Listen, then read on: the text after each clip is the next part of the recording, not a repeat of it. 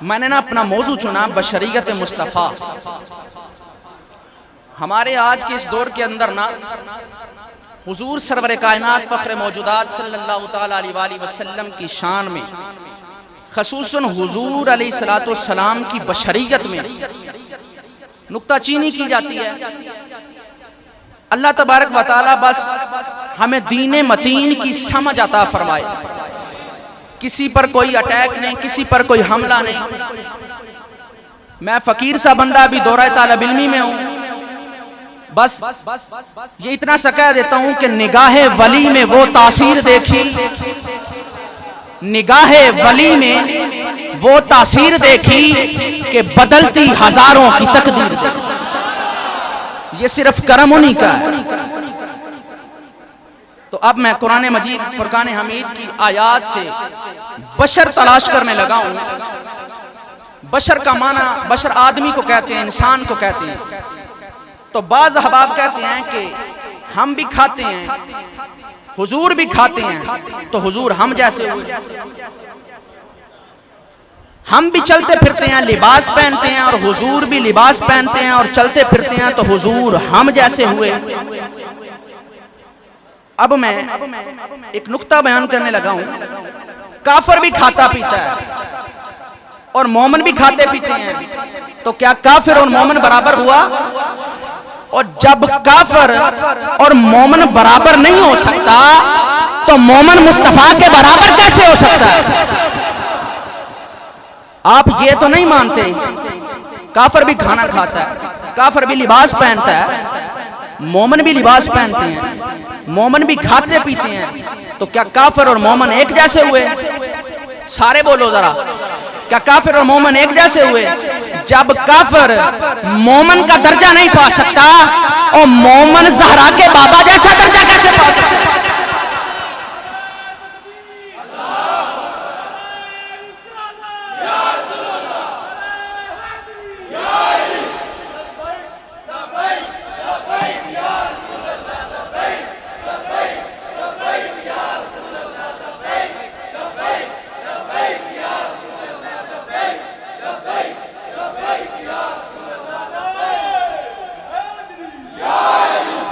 اب میں قرآن مجید فرقان حمید کی طرف چلتا ہوں.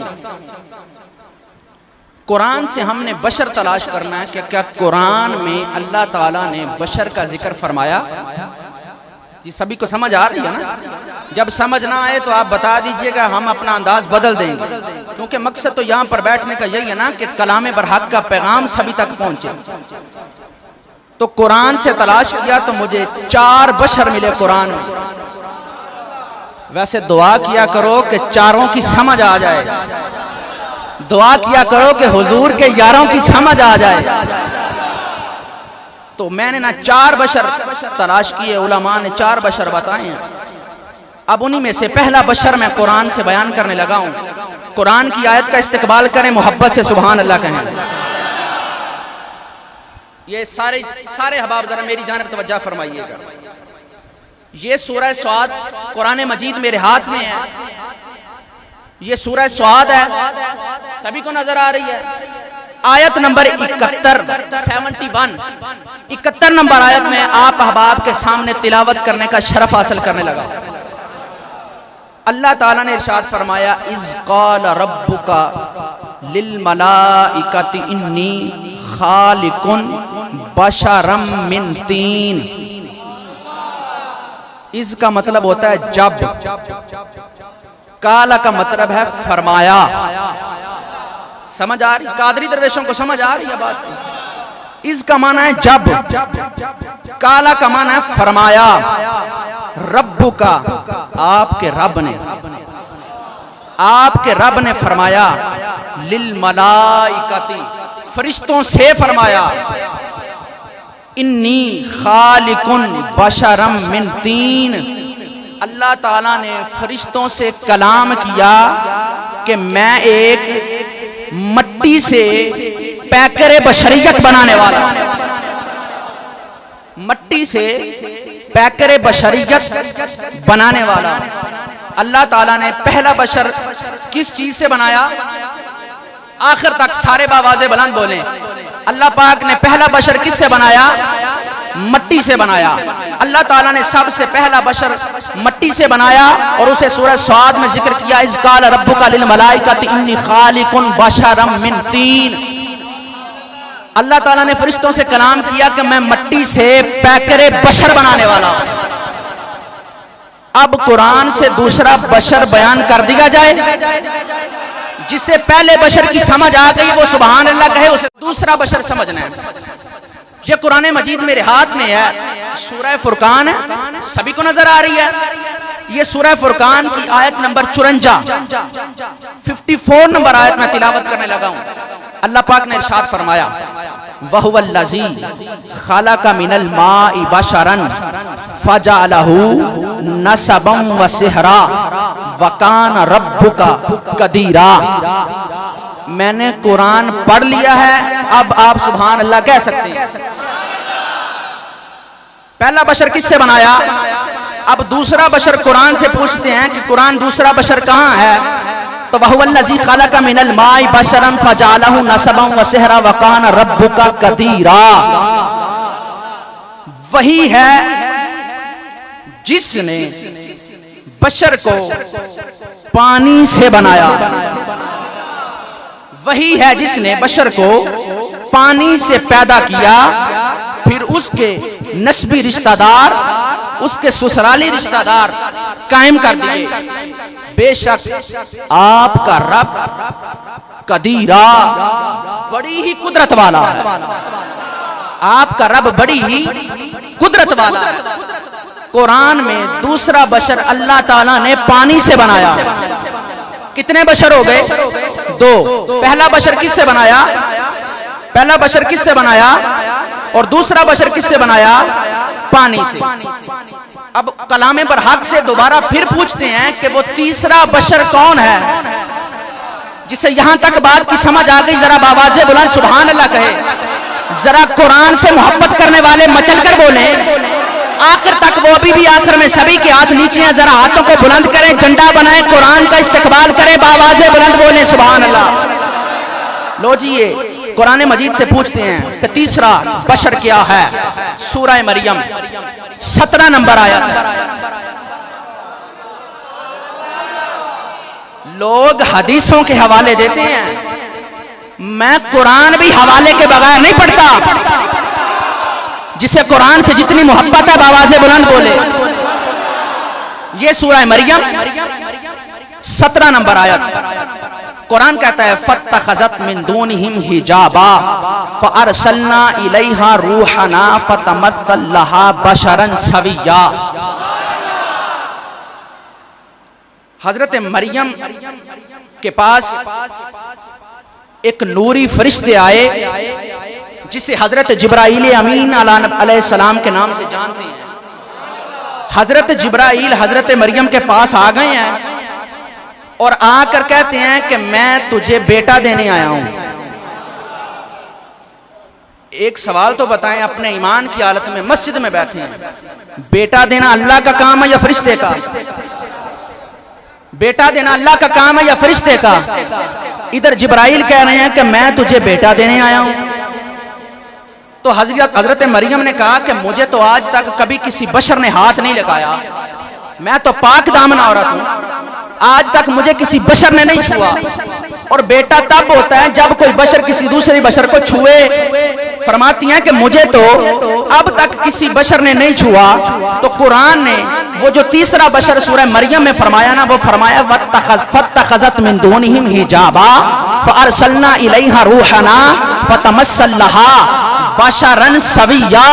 قرآن کہتا ہے اپنے سامنے ایک پردہ اوڑھ.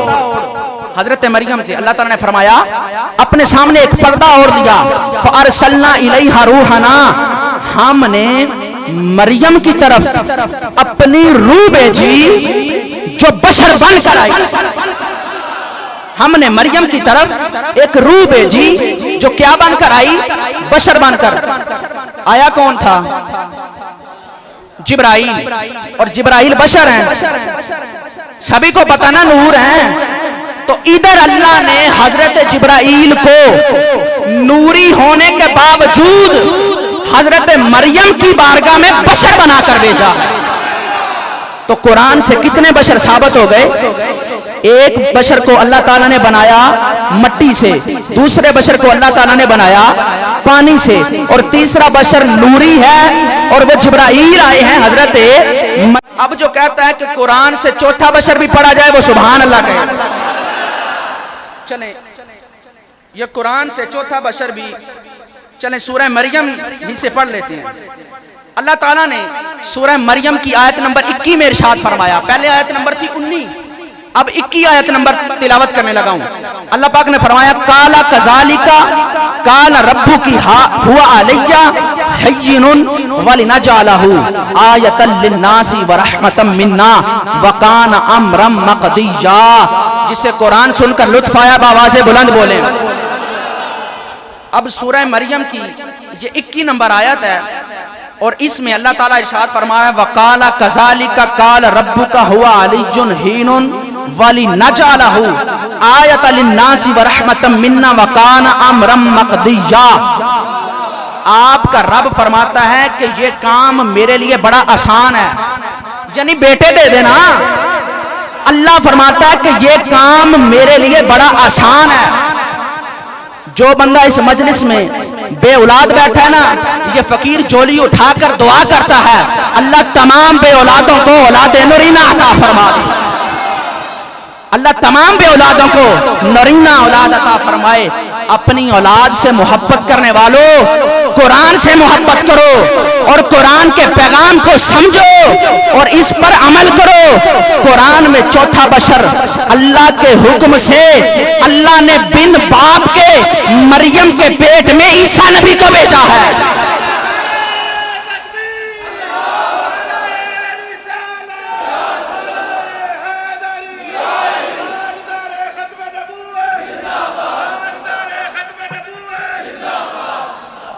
تو یہاں تک کتنے بشر ہو گئے؟